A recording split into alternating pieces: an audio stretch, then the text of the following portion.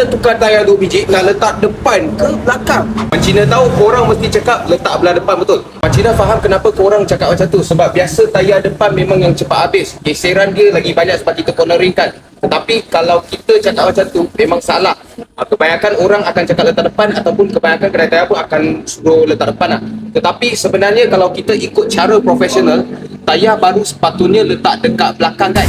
Sepatutnya kita tukar tayar ni kan, memang tukar 4 biji sekali, tak pernah ada yang tukar 2. Tetapi kalau dengan keadaan yang kita tak cukup wang, kita nak menjagakan keselamatan kita, memang kita kena tukar 2 biji dulu lah. Okay guys, sekarang orang Cina nak pakai kita mainan ni, kita nak tunjukkan kalau kita tayar letak bahagian depan macam mana. Okay, so tayar baru kalau dekat depan, masa kita cornering kan, depan kita boleh grip, tapi kalau yang belakang dia tak grip, dia akan terbalik ke bawah.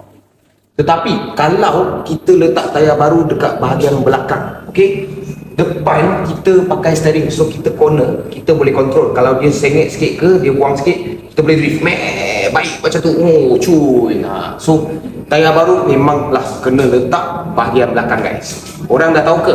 So itu sahaja untuk belajar ni. Kalau korang suka video ni, tolong like, share dan komen ke bawah apa yang korang nak tahu. Macam biasa, cara ni cari Wan Cina. Thank you guys.